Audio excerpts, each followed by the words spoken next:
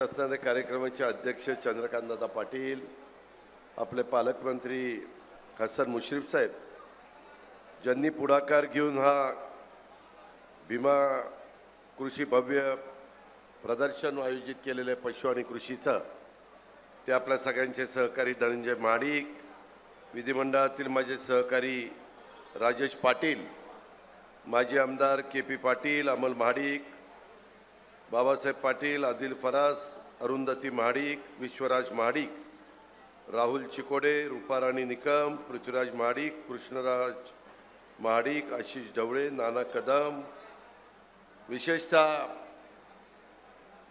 दरवर्षीच्या प्रथेप्रमाणे हे भीमा कृषी प्रदर्शन आयोजित करण्याच्या करता खासदार साहेबांना मदत करणारे सर्व सहकारी, माझ्या महाराष्ट्रातनं विशेषतः कोल्हापूर आणि कोल्हापूरच्या आजूबाजूच्या भागातून, इव्हन काही लोक कर्नाटकातून आलेले माझे सगळे शेतकरी बांधव, वेगवेगळे स्टॉलचे प्रमुख, ज्यांना आत्ता आपल्या सगळ्यांच्या साक्षीनं यथोचित सत्कार करण्यात आला, ते सगळे सत्कार मूर्ती बंधू भगिनींनो, माझ्या तरुण मित्रांनो, भीमा कृषी प्रदर्शनाच्या माध्यमातून आपल्या शेतात गोठ्यात केलेले नवनवीन प्रयोग हे जगासमोर आणण्याचा एक चांगला मंच आमच्या शेतकऱ्यांना, आमच्या कृषी विभागामध्ये काम करत असणाऱ्या अधिकाऱ्यांना, कर्मचाऱ्यांना आणि ज्यांचं सतत काही ना काही नवीन करण्याचं जिद्द असते, चिकाटी असते, अशा माझ्या तरुणांना देखील ह्याच्यामध्ये संधी मिळत असते. 4 दिवसापूर्वी आपण सगळ्यांनी देशामध्ये, महाराष्ट्रामध्ये अतिशय उत्साहाने प्रजासत्ताक दिन साजरा केला. त्याही निमित्तानं मी तुम्हाला शुभेच्छा देतो. पण त्या दिवसापासून आजपर्यंत गेले 4 दिवस अतिशय मोठ्या प्रमाणावर आमचे शेतकरी मित्र, ज्यांना या व्यवसायाची आवड आहे, ज्यांना अधिक वेगवेगळ्या प्रकारची माहिती आत्मसात करण्याची इच्छा आहे, अशा माझ्या सगळ्या सहकाऱ्यांना 4 दिवस अतिशय मोठ्या संख्येने तुम्ही सगळ्यांनी जो प्रतिसाद दिला आहे, तो खरीच कौतुकास्पद आहे. तुम्ही सगळेजण अभिनंदनाला पात्र आहे.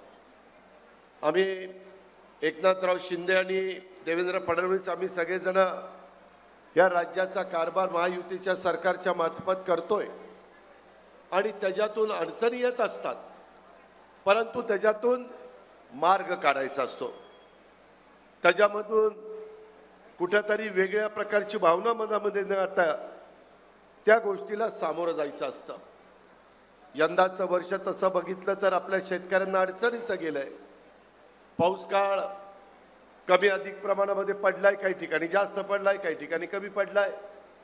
आत्ता जानेवारी महिन्यातच काही ठिकाणी टँकर चालू आहेत. काही बाबतीमध्ये रब्बीची पिकं अडचणीत आलेली आहेत. ग्लोबल वॉर्मिंगच्यामुळं कधी पण अवकाळी पाऊस पडतो, त्याच्यामुळं काही पिकांचं नुकसान होतं, फळांचं नुकसान होतं, भाजीपाल्याचं नुकसान होतं, काही पिकांचा फायदा होतो.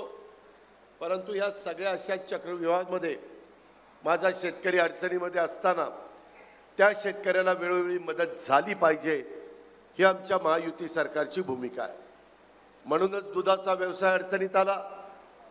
आम्ही 3-5, 8-5 दूध उत्पादक शेतकऱ्याला गाईचं, त्याला तिथं असणारा दर अधिक 5 रुपये डायरेक्ट त्याच्या अकाउंटला देण्याचा निर्णय 1 जानेवारीपासून घेतलेला आहे.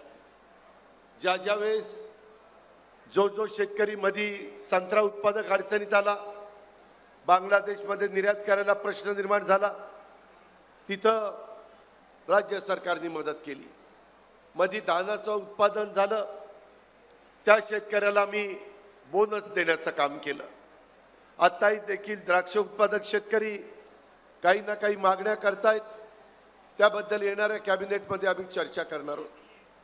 कांदा उत्पादक शेतकऱ्याला पण त्याचं म्हणणं एवढं आहे की जरूर ग्राहकाला परवडलं पाहिजे, परंतु ग्राहकाला परवडत असताना माझ्या शेतकऱ्याला देखील उत्पादन करत असताना जो खर्च येतो तोही त्याला परवडला पाहिजे, तोही त्याचा निघाला पाहिजे. त्याचाही प्रपंच चालला पाहिजे. आणि म्हणून अवकाळी पाऊस पडू दे, गारपीट पडू दे, माझा शेतकरी कसल्याही प्रकारे अडचणीत येऊ दे, त्यावेळेस हे आपलं युतीचं शासन तुमच्या पाठीशी खंबीरपणे उभं राहतं. 1 रुपया पीक विमा देण्याचा क्रांतिकारी निर्णय या सरकारने घेतला. शेतकऱ्याला त्याच्यातनं फार भुर्दंड बसू नये म्हणून ती आम्ही भूमिका स्वीकारली.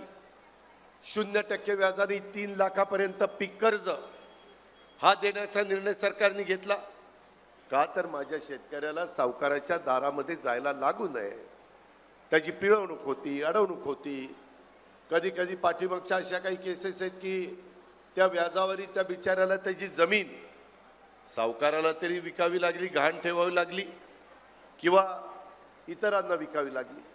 अशा या सगळ्यातनं माझा शेतकरी जगला पाहिजे. तो आत्महत्येपर्यंत त्याच्या मनात विचार येता कामा नये. त्याकरता त्याला चांगलं बियाणं, चांगली खतं, चांगल्या प्रकारे दर, चांगल्या प्रकारे त्याला माहिती आज या कृषी प्रदर्शनाच्या माध्यमातून काय तुम्हाला फायदा होतो. वेगवेगळी यंत्रसामुग्री जगामध्ये निर्माण होते, भारतात निर्माण होते. अलीकडं शेतमजुराचा किंवा खुरपणी करता ज्या महिला आपल्याकडे येतात तिथंही अडचणी निर्माण झालेल्या आहेत. आता अशा प्रकारचं काम करायला सहसा कोणी धजावत नाही. शेती तर केली पाहिजे, माणसांना तर अन्नधान्य, भाजीपाला, फळं पिकून दिली पाहिजे. आणि म्हणून आम्ही त्याच्यामध्ये वेगवेगळ्या प्रकारची अवजारं ही कृषी प्रदर्शनाच्या निमित्तानं दाखवण्याचा प्रयत्न करतो, ज्याचा उल्लेख खासदार धनंजय महाडिकांनी केला. कालपर्यंत 12 कोटीची उलाढाल, आज त्याच्यामध्ये 4-5 कोटीची भर पडेल. आज 4 दिवसामध्ये माझा या परिसरातला जो शेतकरी येऊ शकतो त्याला ह्याच्यातनं मदत होऊ शकते, त्याला नवीन माहिती मिळू शकते. काही काहींनी अनुभव घेतलेला 120-130 टन एकरी ऊस 86-032 काढायचा, त्याची माहिती दुसऱ्यांना मिळाल्यानंतर त्यांनी कसं केलं, आपलं काय चुकलं, आपण काय दुरुस्त केलं पाहिजे, ह्या सगळ्या अनेक प्रकारची माहिती ह्या कृषी प्रदर्शनाच्या माध्यमातून आपल्याला मिळत असते. शेतकऱ्यांना आत्मनिर्भर करण्याचा हा सगळ्यांचा प्रयत्न आहे. गायी असतील, म्हशी असतील, वेगवेगळ्या प्रकारचे जनावरं असतील, वेगवेगळ्या प्रकारे त्याच्यातनं किती दूध देणारी गाय आहे, किती दूध देणारी म्हैस आहे, किती कोटीचा रेडा आहे. 12 कोटीचा रेडा तर तुम्ही क्वचितच ऐकलं असेल, परंतु ते आज घडू शकतं. आणि ती माहिती आहे पूर्वी आपल्या खापर पंजोबा आजोबा, आपले वडील ह्यांच्या काळातली शेती करणं वेगळं होतं. आताच्या काळातली शेती तुकडे तुकडे तुकडे तुकडे तुकडे पडत तो माझा शेतकरी अल्पभूधारक, अत्यल्पभूधारक झालेला आहे.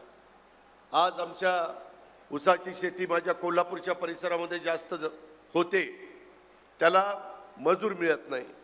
आत्ताच मी चेअरमनला विचारत होतं विश्वराजला किंवा कारखान्याचा सोलापूरचं कसं चाललंय भीमेचं, तोडला दादा फुल कॅपॅसिटीने चालू शकत नाही आहे.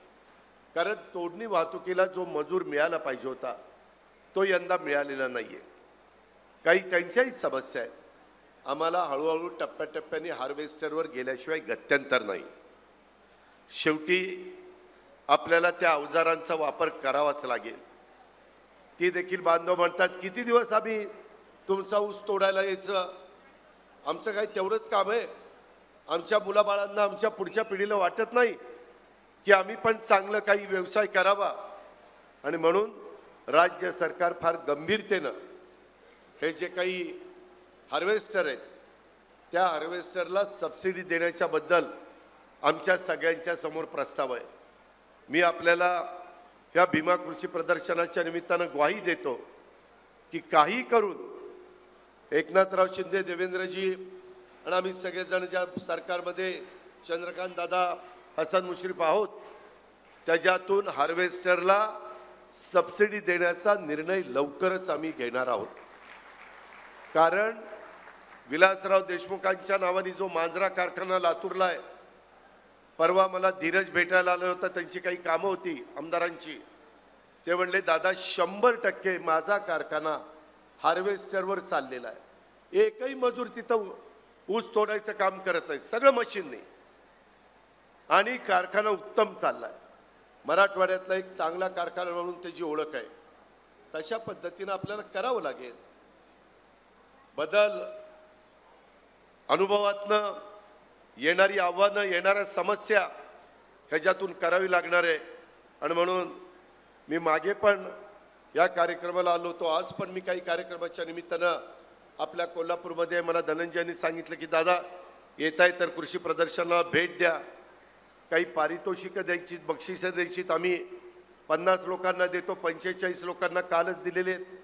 परंतु प्रमुख राहिलेली 5 बक्षिसं आणि इतरांनी पण वेगवेगळ्या क्षेत्रामध्ये केलेलं काम जे आमच्या कृषी अधिकाऱ्यांनी केलेलं आहे, बुदरगडचं असेल, कागलचे असेल, वेगवेगळ्या भागातली माझे सहकारी आहेत. त्याच्यामुळं केलेल्या कामाच्या बद्दल शाबासकीची थाप पाठीवर टाकल्यानंतर करणाऱ्याला पण एक हुरूप येतो, उत्साह येतो, समाज माझी नोंद घेतो, माझं कौतुक होतं आहे. आणि त्या उद्देशाने ह्या भीमा कृषी प्रदर्शनाच्या मार्फत आपण ते सगळं घडून आणण्याचं काम केलेलं आहे. या प्रदर्शनाचं आयोजन केल्याबद्दल भीमा उद्योग समूहाचे प्रमुख खासदार धनंजयराव महाडिक आणि त्यांच्या संपूर्ण टीमचं मी तर अभिनंदन करीन. परंतु आदरणीय नरेंद्र मोदी साहेबांच्या नेतृत्वाखाली सध्या देशाचा विकास वेगाने होतोय. आदरणीय मोदी साहेबांचं हे विकासाचं मोठं विजन असलेलं नेतृत्व आहे. आपल्याला तिसऱ्यांदा मोदी साहेबांना देशाच्या पंतप्रधान पदावर बसलेलं पाहायचं आहे. आणि त्यांच्या मार्गदर्शनाखाली देश पुढे जात असताना आपला शाहू फुले आंबेडकरांचा महाराष्ट्र, आपला युगपुरुष छत्रपती शिवाजी महाराजांचा महाराष्ट्र हा देखील देशात एक अग्रेसर राज्य म्हणून नेहमीच पुढे राहिलं पाहिजे. त्या पद्धतीनं आमचं काम चाललंय. आदरणीय मोदी साहेबांच्या दूरदृष्टीतनं अत्यंत वेगाने देशाचा विकास होतोय. जगाने त्याची नोंद घेतलेली आहे. केंद्र सरकारच्या मदतीनं आपल्या महाराष्ट्राची विकासाची गाडी देखील अतिशय भरधाव वेगाने पुढे कशी जाईल याबद्दल राज्याचे मुख्यमंत्री, उपमुख्यमंत्री आणि सगळे आम्ही मंत्रीगण, सगळे आमच्या विचाराचे खासदार, आमदार, आम्ही सगळेजण त्या ठिकाणी प्रयत्नशील आहोत. हा विश्वास देतो. पुढच्या वर्षीच्या बजेटमध्ये साधारण प्रत्येक जिल्ह्यामध्ये वेगवेगळ्या ठिकाणी अशा प्रकारची कृषी प्रदर्शनं भरावीत म्हणून DPC मध्ये पण काही तरतूद करण्याचा निर्णय आम्ही सरकारने घेतलेला आहे. आणि त्याचाही फायदा निश्चितपणे माझ्या शेतकरी वर्गाला झाल्याशिवाय राहणार नाही. शेतकऱ्यांचं मालाचं मार्केटिंग चांगलं झालं पाहिजे. त्यांनी त्यांचा पारंपरिक जो ज्ञानाचा उपयोग हा आपण इतर शेतकऱ्यांना करून दिला पाहिजे. नवीन नवीन प्रयोग आपण केले पाहिजे. मगाशीच एक शेतकरी अधिकारी, कृषी अधिकारी मला सांगत होते, दादा पाचट न जाळता त्याची कुट्टी करून आपल्याच शेतामध्ये जर गाडायचं काम केलं, नांगरून गाडलं तर जमिनीचा पोत सुधारतो, त्याच्यामध्ये टनेज वाढतं, इतर पिकांना फायदा होतो. अशा पद्धतीनं बरेच प्रयोग चाललेले आहेत. खूप काही बोलण्यासारखं आहे, परंतु तुम्हाला त्याची माहिती मिळालीच असेल. मगाशी पण वेगवेगळे वक्ते, वेगवेगळे अभ्यासक इथं येऊन ह्या भीमा कृषी प्रदर्शनाच्या निमित्तानं तुम्हाला माहिती देण्याचा प्रयत्न करत असतात. मी नेहमी सांगतो, महाराष्ट्राला आईच्या पोटातनं कुणीच सगळं शिकून येत नाही. रोज अनुभवातनं नवीन नवीन शिकायला मिळतं. रोज वेगवेगळ्या ठिकाणी पाहणी करून आपल्याला आपण काय केलं पाहिजे, आपली शेती कशा प्रकारची आहे, मुरमाड शेती असल्यानंतर काय केलं पाहिजे, काळवट शेती असल्यावर काय केलं पाहिजे, चोपण शेती असल्यावर काय केलं पाहिजे, असे वेगवेगळे प्रकार असतात. कुठली खतं वापरावीत, काय करावं, कमीत कमी NPK कसा वापरता यावा, त्याच्यामध्ये सेंद्रिय खताचा वापर कसा जास्त करता यावा, रासायनिक खतांचा वापर कसा कमी करता यावा, लोकांनाही वेगवेगळ्या प्रकारचे आजार होऊ नये म्हणून अतिशय धोक्याची औषधं, अतिशय विषारी औषधं ही देखील पिकांना, फळबागांना आणि भाजीपाल्याला मारता कामा नये. त्याच्यातनं कॅन्सरचं प्रमाण वाढतंय, त्याच्यातून लोकांना वेगवेगळे आजार जडतायत. हे काम शेतकऱ्याचं नाही. शेतकरी लाखाचा पोशिंदा आहे, पण त्यांनी अतिशय चांगल्या प्रकारे दूध, अंडी असतील किंवा कुक्कुटपालन असेल, रेशीम उद्योग असेल किंवा वेगवेगळी पिकं, फळं, आमचा भाजीपाला, हे कुठलंही माझ्या ग्राहकाला देत असताना माझ्या शेतकऱ्याचा कुठं कमीपणा होणार नाही, शेतकऱ्याचं नावाची बदनामी होणार नाही. अशाच पद्धतीचं काम माझ्या महाराष्ट्रातल्या प्रत्येक शेतकऱ्यांनी, प्रत्येक भूमिपुत्रांनी, प्रत्येक बळीराजांनी केलं पाहिजे. अशा प्रकारची अपेक्षा माझ्या भीमा कृषी प्रदर्शनाच्या निमित्तानं करतो. पुन्हा आमचे सहकारी धनंजय महाडिकांना लाख लाख धन्यवाद देतो. एबीपी माझा, उघडा डोळे बघा नीट.